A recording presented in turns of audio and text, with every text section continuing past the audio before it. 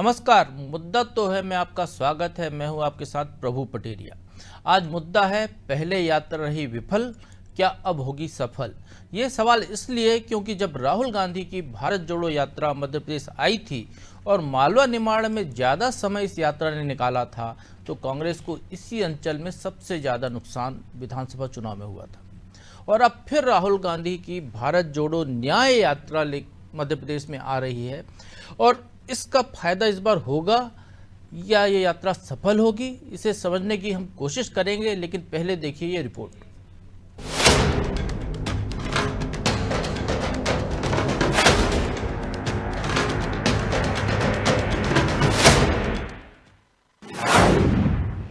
लोकसभा चुनाव की रेस,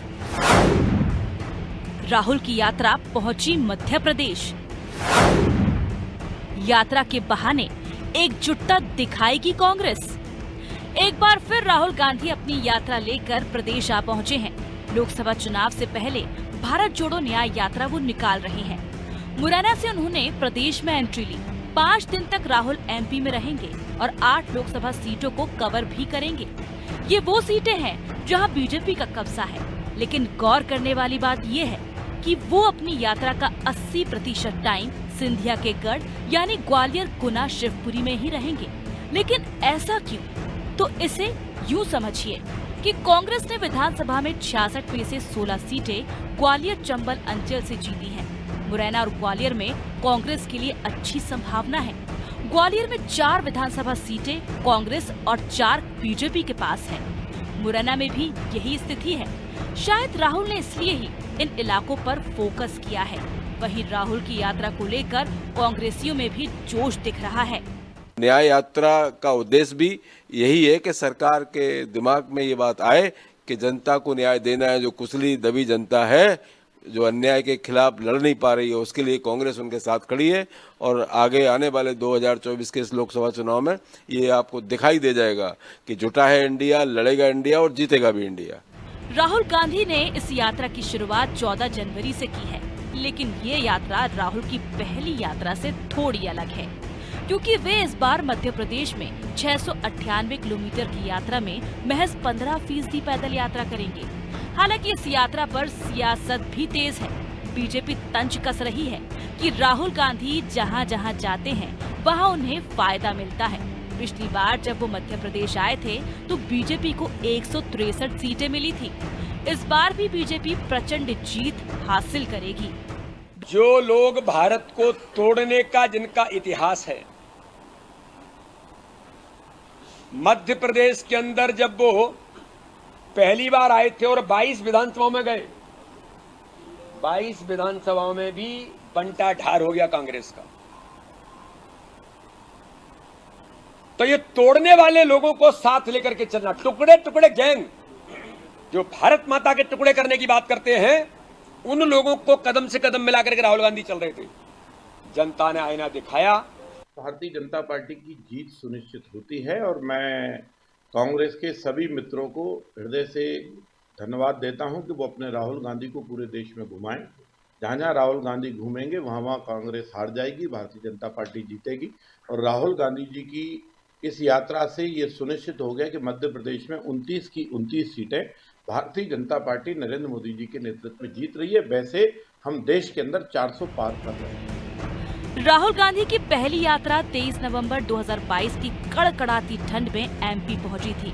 लेकिन उस वक्त यात्रा को लेकर जो उत्साह दिखा था वैसा इस बार नजर नहीं आ रहा है। हालांकि ये यात्रा कांग्रेस के लिए बेहद खास है, क्योंकि वो इसके जरिए जहां शक्ति प्रदर्शन करेगी तो एकजुटता का संदेश भी देने की कोशिश उसकी होगी। लेकिन न्याय यात्रा का असर जनता पर कितना पड़ेगा और या फिर नतीजे भारत जोड़ो यात्रा जैसे ही रहेंगे, इसका फैसला भी कुछ महीनों में हो जाएगा। ब्यूरो रिपोर्ट, अनादि टीवी।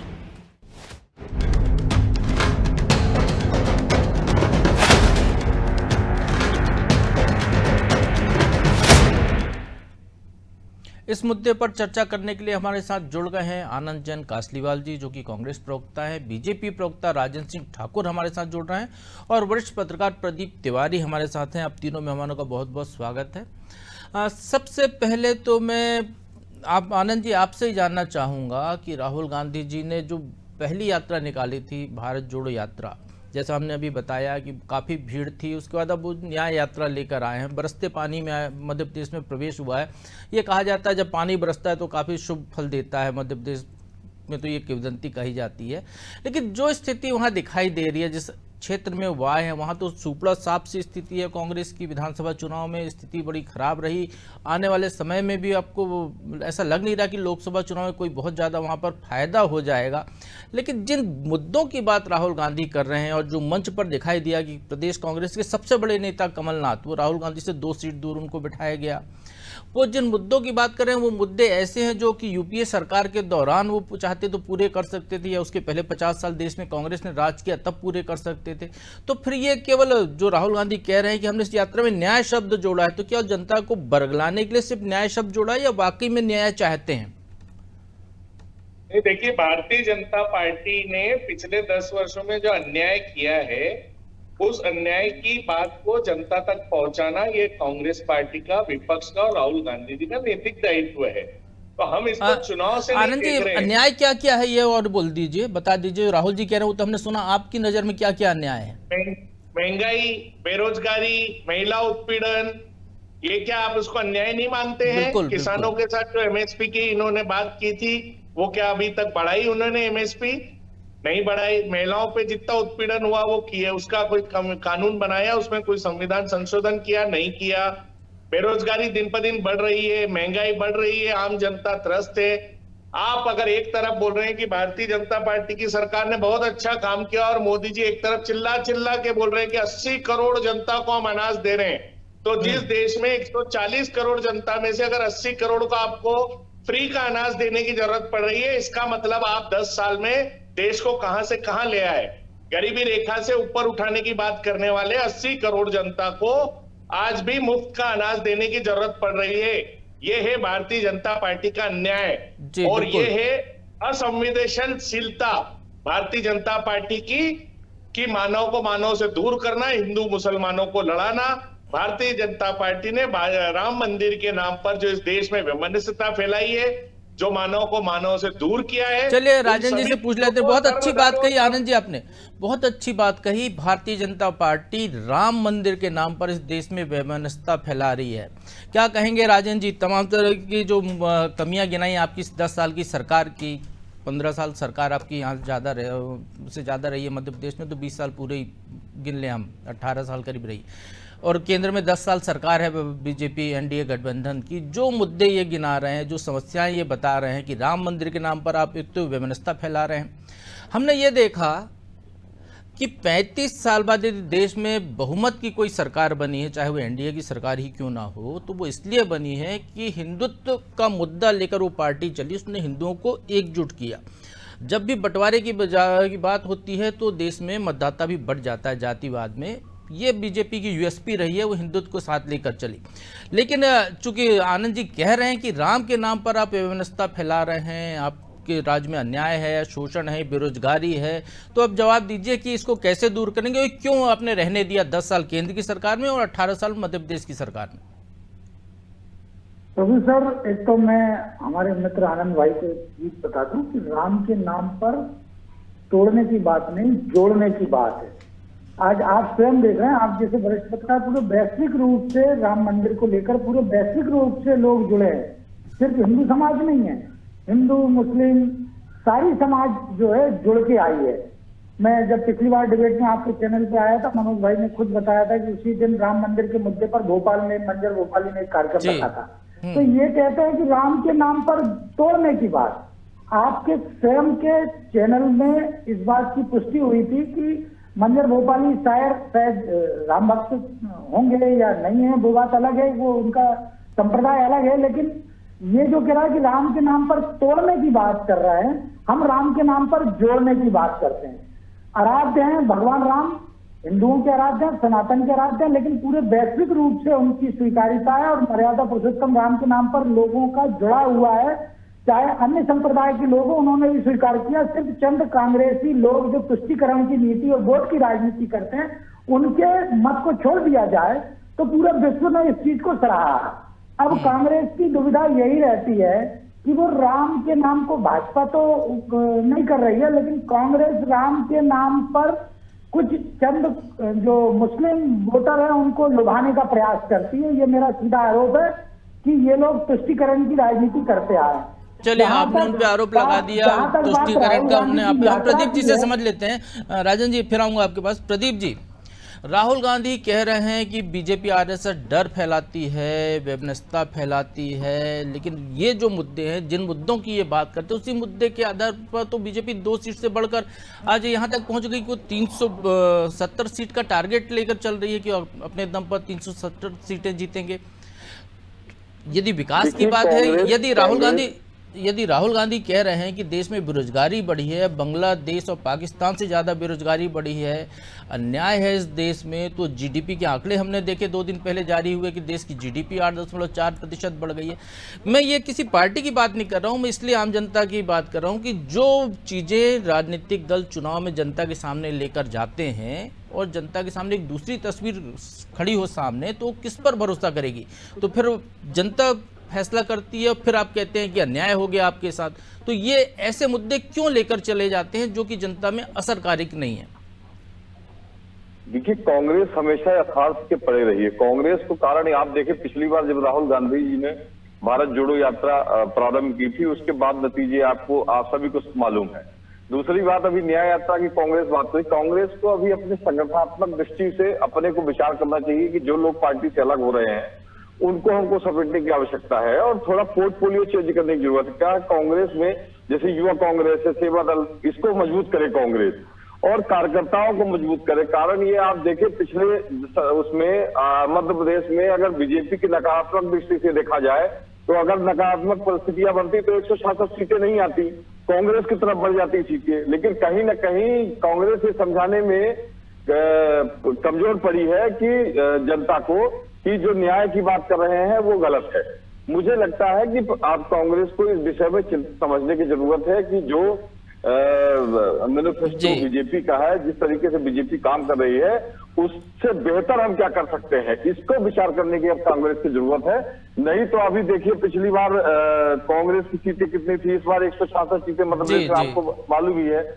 तो मुझे लगता है कि अभी विचार करना पड़ेगा राहुल गांधी जी को भी और सोनिया जी को भी कि हमारा जो नेतृत्व है, हमारे राज्यों में जो सरकारें हैं, उनको हम बेहतर कैसे जनता के बीच कम्युनिकेशन, कैसे बेहतर संबंध बना सकें, कैसे बेहतर कम्युनिकेशन कर सकें जिससे जनता हमारे साथ जुड़े। न्याय यात्रा एक अच्छा पहल हो सकती है कांग्रेस की। हम ये नहीं कह रहे हैं कि न्याय यात्रा खराब है, लेकिन न्याय यात्रा वोट में कैसे कन्वर्ट हो, लोगों से हमको लगाव कैसे हो, ये विचार करने की आवश्यकता है। चलिए, बिल्कुल हम पूछ लेते हैं, आनंद जी से पूछ लेते हैं। प्रदीप जी, आनंद जी, प्रदीप जी ने कहा कि जब भारत जोड़ने निकले थे आप, तो मध्य प्रदेश में आप जो है 114 सीटें जीते थे 2018 में, वहां से घट के 66 पर आ गए। छत्तीसगढ़ की सरकार आपकी चली गई, राजस्थान की सरकार आपकी चली गई जब आप भारत जोड़ने निकले थे। अब उस समय भी आप मुद्दा लेकर निकले थे, जाति जनगणना का मुद्दा लेकर निकले थे कि 90 केंद्र में जो सेक्रेटरी है उसमें से मुश्किल से 6% ही जो है वो उस वर्ग के हैं, जो आरक्षित वर्ग की जिसकी बात कर रहे हैं। वो मुद्दा उस समय चला नहीं आपका, फिर उस मुद्दे को लेकर आप निकल के आ गए। एक बड़ा मुद्दा आप जो अभी लेकर चल रहे हैं, जो किसानों की मांग है, आप कह रहे हैं एमएसपी देंगे। आनंद जी, एक मिनट सवाल सुन लीजिए। एमएसपी देंगे, आप कह रहे हैं एमएसपी देंगे। स्वामीनाथन आयोग की सिफारिश 2004 के बीच में आई थी, तब यूपीए की सरकार थी, यूपीए ने उस सिफारिश को मानने से इनकार कर दिया था, तब आपने नहीं दी। अब आप कैसे देंगे जनता को, इसको कैसे समझा पाएंगे आप? नहीं, देखिए, पहले तो ये न्याय यात्रा कोई चुनावी एजेंडा नहीं है, ना सोच के कोई निकाली गई है। राहुल गांधी जी और कांग्रेस पार्टी का सीधा उद्देश्य है कि भारतीय जनता पार्टी की नाकामियों को जनता के बीच में जाकर उनको समझाया जाए, क्योंकि मीडिया आज हमारे साथ नहीं है। पत्रकार जो हमारा चौथा स्तंभ है वो बिल्कुल हमारे मीडिया आपके साथ नहीं है, तो हम आप पे चर्चा तो कर रहे हैं, आपको समय दे रहे हैं। मीडिया तो आपके साथ है, मीडिया ही तो दिखा रहा है आपको। ये कुछ परसेंटेज में मीडिया 2%, 4% या 96% मीडिया आज भी कांग्रेस के साथ नहीं, आप भी जानते हैं सब साहब। मीडिया लालू यादव को दिखाता है। लालू यादव तभी कहीं नहीं है, लेकिन लालू यादव ऐसा बयान देते हैं, ऐसी बात बोलते हैं जो मीडिया को दिखाना मजबूरी। आप वैसे मुद्दे लेकर आइए, आप चुके मुद्दे लेकर आएंगे और कहेंगे मीडिया हमको दिखाता नहीं है। मीडिया को आप गाली देंगे, परसेप्शन बनाएंगे मीडिया के खिलाफ, कहेंगे मीडिया दिखाता नहीं है। क्या बेरोजगारी जनता का मुद्दा नहीं है? क्या बेरोजगारी 50 साल पहले नहीं, क्या बेरोजगारी 2004 के पहले नहीं थी? नहीं, मेरी बात सुनिए, क्या ये मुद्दे नहीं है? आप इसको नकार रहे हैं कि ये नहीं, आप जिस मुद्दे को लेकर चल रहे हैं, बेरोजगारी मुद्दा नहीं है, मुद्दों को लेकर कितनी बार खड़क पे आया नहीं है, युवाओं के आया था ना? को आगे बढ़ाने का अगर मुद्दे थे तो। मुद्दा नहीं है। अगर आप इसको मुद्दा नहीं मानते तो फिर तो इस देश में सभी खुशहाल है। फिर 80 करोड़ लोगों को आपको फ्री में अनाज देने की क्यों जरूरत पड़ रही है? बिल्कुल आनंद जी, आपकी 10 साल की यूपीए की सरकार एक सीएजी रिपोर्ट के मुद्दा, हवाई मुद्दों को लेकर बीजेपी ने गिरवा दी। 10 साल की सरकार, हमारी 10 साल की सरकार की आप मत बात करिए। हमारी 10 साल की सरकार ने जो स्कीमें लाई थी, वही स्कीमों को लेकर भारतीय जनता पार्टी आगे बढ़ी है। वो जीएसटी हो, आपका डायरेक्ट बेनिफिट स्कीम हो, गैस का उसकी गैस की टंकी का जो 10 साल में घोटाले हुए, घोटाले आपने फ्री में बांटना इसके कारण सरकार बाहर हुई है। स्कीमें आज भारतीय जनता पार्टी इतनी बातें कर रही है, उसको हमारी स्कीम लेके ही आगे बढ़ी है और उसी को उन्होंने आगे बढ़ाया। और नाम बदलने के लिए तो भारतीय जनता भारतीय जनता पार्टी तो उसका नाम बदल के अपनी स्कीम कर रहे हैं। तो आज यूपीए सरकार की जितनी स्कीमें थी, चाहे मनरेगा हो चाहे दूसरी स्कीमें हो, सभी स्कीमें तो वो अडॉप्ट करी है उन्होंने। आप इनकी कौन सी स्कीम इन्होंने लॉन्च की है? चलिए, आपने एक बात कही कि आप न्याय यात्रा निकाल रहे हैं, आप राजनीति के लिए नहीं निकाल रहे हैं, चुनावी यात्रा नहीं है, आप न्याय मांगने के लिए निकाल रहे हैं। तो न्याय उससे क्यों मांग रहे हैं जो आपको हराकर खुद सत्ता में आने के लिए तत्पर है? देखिए, कांग्रेस पार्टी और राहुल गांधी जी का एक एजेंडा है कि हम जनता के बीच लेके जाएं सही चीजों को। आज नहीं कल जनता को समझ में आएगा। जिस दिन आएगा उस दिन अपने आप भारतीय जनता पार्टी बाहर हो जाएगी। अभी भारतीय जनता पार्टी के प्रवक्ता ने खुद ने स्वीकार किया कि भारतीय कांग्रेस पार्टी तुष्टीकरण की राजनीति करती। तो आपने भी तो हिंदुओं को एकत्रित करके तुष्टीकरण की राजनीति करी कि नहीं करी? आपने वैमनस्यता फैलाई कि नहीं फैलाई? चलिए, वो राजन जी से पूछ लेते हैं। और सिर्फ हिंदुओं की बात नहीं करी, आप पूरी बात सुन लें आनंद भाई। मैंने कहा समग्र समाज, सबका साथ, सबका विकास। धोखा किया है, क्योंकि सबसे ज्यादा बेरोजगारी अगर झेल रहे हैं तो हिंदू झेल रहे हैं। तो ये भारतीय जनता पार्टी की नीति कितनी खराब है कि जिस हिंदू और जिस राम भगवान के नाम पे आप वोट लेते हैं, आप उनके नहीं हो रहे, तो आप किसके होंगे? तो राहुल गांधी जी तो पूरे देश के लिए, देश की व्यवस्थाओं को समझने के लिए, अपनी बात वहां तक पहुंचाने के लिए अगर यात्रा निकाल रहे हैं, तो भारतीय जनता पार्टी की क्या परेशानी है? नहीं, बोलिए राजन जी, स्वतंत्र आप बोलने के लिए, हम समय दिया है आपको, बोलिए, बताइए।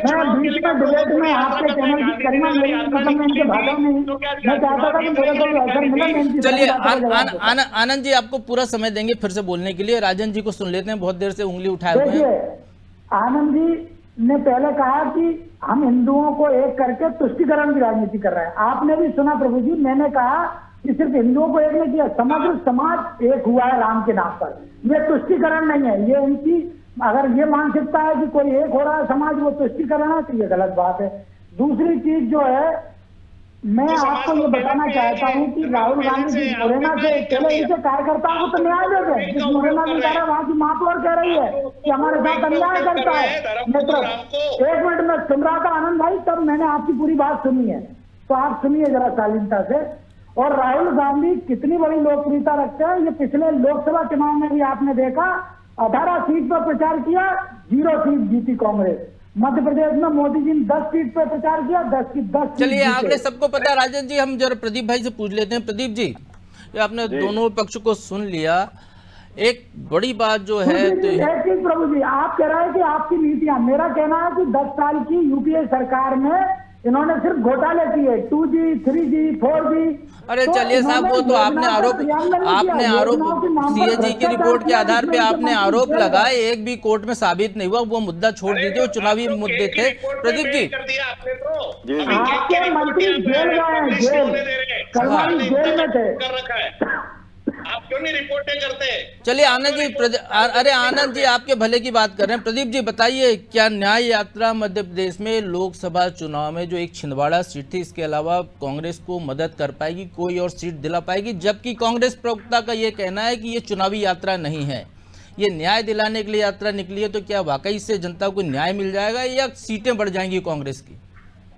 देखिए, न्याय यात्रा हो चाहे भारत जोड़ो यात्रा हो, ये कांग्रेस की एक पहल हो सकती है, लेकिन मुझे नहीं लगता है कि इससे बहुत ज्यादा कुछ ऐसे प्रारंभिक लाभ होने वाले हैं कांग्रेस को। कांग्रेस को अपनी अंदरूनी स्थितियों को ठीक करना पड़ेगा, संगठनात्मक मजबूती लानी पड़ेगी। युवा कांग्रेस हो, सेवा दल हो, इंटक हो, इनको मजबूत करना पड़ेगा और युवाओं को प्रोत्साहित करना पड़ेगा कांग्रेस में जुड़ने के लिए। कारण ये है कि जो पहले कल्चर था कांग्रेस को इकट्ठा करने के लिए, बड़ा नेतृत्व होता था, जो संघर्ष करता था, वो संघर्ष अब कांग्रेस में धीरे धीरे खत्म होता चला जा रहा है। अब सफारी कल्चर आ गया कांग्रेस में। इसको जब तक कांग्रेस अपने उसमें परिवर्तन नहीं लाएगी, तो मुझे लगता है, ये जरूर है कि मीडिया के ऊपर टिप्पणी कांग्रेस लगातार करती आ रही है कि मीडिया साथ में नहीं है। जब भी आप देखें तो आपको समझ में आएगा कि जब भी प्रेस कॉन्फ्रेंस होती है राहुल गांधी जी की या किसी पार्टी विशेष की प्रवक्ता की, तो सभी चैनल उसको दिखाते हैं, सारे जो न्यूज़पेपर है वो छापते हैं, लेकिन आरोप उसके बाद भी लगता है। तो मुझे लगता है मीडिया तो उस पॉलिसी पे चलता है ना, निंदक नहीं राखी आंगन कुटी छबाए। जी, कांग्रेस को अब मनोस्थिति से अपने बाहर निकलना पड़ेगा। देखिए, बीजेपी क्या है, एक स्ट्रांग लीडरशिप हो गई है और बीजेपी में आप देखें अभी 2-3 दशक से आप देखेंगे तो बदलाव परिवर्तन की ओर है बीजेपी में। युवा नेतृत्व भी बदलाव में आ रहा है, जो सीनियर हो जा रहे हैं उनको मार्गदर्शन मंडल में बैठा दिया जा रहा है और जो युवाओं की एक बी टीम है वो तैयार हो रही है। तो मुझे लगता है कि इसी तरह से अब लगातार जो है उसको मजबूत करने के लिए कांग्रेस को विचार करना पड़ेगा। राहुल गांधी निश्चित तौर पर ये जो यात्रा, न्याय यात्रा निकाल रहे हैं, हो सकता है कि समझा पाए जनता को और कनेक्टिविटी इनकी बन जाए, लेकिन मुझे अभी नहीं लग रहा है कि कुछ समय तक इस तरह की परिस्थितियां बन पाएंगी। चलिए आनंद जी, संक्षेप में बता दीजिए, क्या जो मुद्दे राहुल गांधी ने मुरैना में उठाए हैं, क्या वो असर देंगे? न्याय के जो बातें उन्होंने उठाई हैं, एमएसपी की बात उठाई है, कर्ज माफी का एक मुद्दा आपके पास है कि कर्ज माफी बोली थी और हो नहीं पाई थी। राहुल गांधी जी ने आज तक देश के लिए जितने भी मुद्दे उठाए, चाहे जीएसटी का मुद्दा हो, चाहे नोटबंदी का मुद्दा हो, चाहे कोरोना का मामला उन्होंने उठाया हो, चाहे किसानों के एमएसपी का मामला उठाया हो, किसान आंदोलन, किसान कानून को वापस लेने के लिए जो उन्होंने बोला, आज तक वो मुद्दा कायम है और हकीकत में जमीन पर है। अब ये हम नहीं समझ सकते कि जनता हमारे को वोट में कन्वर्ट क्यों नहीं हो रहा आपके लिए वो? नहीं, देखिए वोट में आज भी हमारा 38% है और बीजेपी का 32% है, तो 6% वोटों का डिफरेंस है। तो वो हम मान सकते हैं कि चुनावी राजनीति है, इसमें सब कुछ होता है। तो आज भी हम जो वोट बैंक हमारे साथ है, मतलब हम हमारी बात को पहुंचाने में सफल रहे हैं। दूसरा, ये जो आपका सीआईडी, इनकम टैक्स, ईडी, इसका डर दिखा के जनता को बरगला रहे हैं, जनता को दबा रहे हैं, तुष्टीकरण की राजनीति करके हर व्यक्ति अधिकारियों को दबाते हैं। धन्यवाद आनंद जी, धन्यवाद राजन जी, धन्यवाद प्रदीप तिवारी जी, बहुत बहुत धन्यवाद आपको। सीआईडी, सीबीआई ये जनता पर नहीं, नेताओं पर अटैक कर रही हैं और डर उनको लगता होगा, लेकिन ये जो बात सामने आई है न्याय यात्रा की, न्याय मांगने निकले हैं, किससे न्याय मांगने निकले हैं, जनता पूरी चीज़ें देख रही है और सामने उसके पास ईवीएम का बटन दबाने का विकल्प खुला हुआ है, तो जनता अपना न्याय करेगी। वो किधर जाती है ये देखने वाली बात होगी चुनाव में। मुद्दा तो है, मैं आज बस इतना ही। आप देखते रहिए अनादि टीवी।